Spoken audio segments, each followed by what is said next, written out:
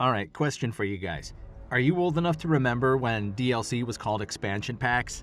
We certainly are. And they're just as good today as they were back then for those that get invested in the worlds created by gaming devs.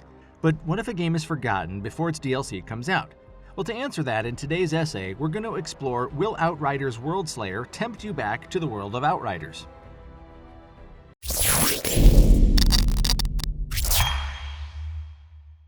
When the original Outriders was released, it was not met with much critical acclaim. It had a slew of issues that marred what was really a cool concept with some solid shooter gameplay.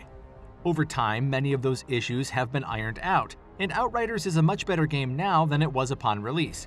The issue is, many gamers had moved on to other games after those initial few weeks, so Outriders never really got the attention it deserved.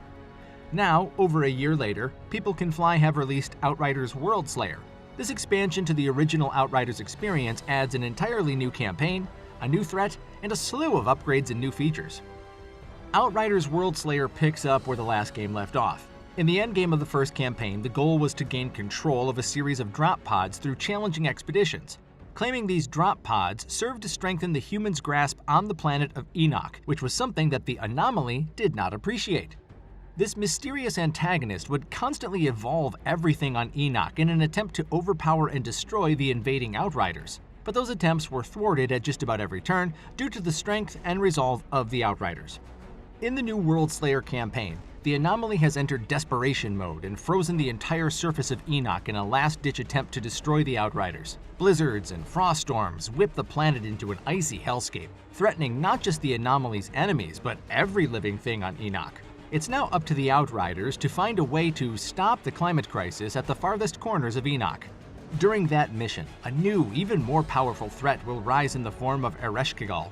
This incredibly powerful being might even be the first altar to ever exist. One thing's for sure, between Ereshkigal's many powers and her new army of loyal followers called the Insurgents, the Outriders will have plenty on their plate to deal with. To deal with the many new threats they'll face, the Outriders have been given a bunch of new features. Among them are a level cap bump from 20 to 40, level 75 gear, and almost 100 new legendary items. These new items include 5-piece armor sets, weapons, and 3-piece armor sets that can be used by any class. There's also a spin on the legendary and epic items from the previous games in the form of Apocalypse gear, which acts much the same but has a third slot for mods.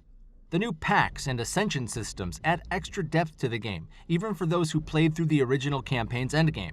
The pack system allows for deep customization through subclasses that add specializations to the game's available classes. The Ascension system is useful for Outriders diehards who have played the game for hundreds of hours. It allows for up to 200 additional points for your many traits that can be added over a long period of time. If you completed the original Outriders and are hyped for Worldslayer, you're good to go. However, if this is your first time playing Outriders, you have a couple of options. First, you could play through the entire original campaign all the way up to Worldslayer so you have an upgraded character to face the many new dangers, or you can skip the first campaign entirely and jump into Worldslayer with an upgraded character. This is great if you want to jump into the new stuff, but very thoughtful for players who feel like they need to play through the entirety of the available Outriders experience. Outriders Worldslayer is available as of June 30th, 2022. It can be played on PlayStation 4 and 5, Xbox consoles, and PC. Grab your gear and get ready to take on both the Anomaly and Ereshkigal. The fate of Enoch rests on you and your squad's shoulders. So what's the best DLC ever released in your opinion? Let us know in the comments, but always, be nice. And while you're here, why don't you check out why we called Sonic Origins the Return of an Icon. This is Mike Golchinski, and I'll see you in the next video.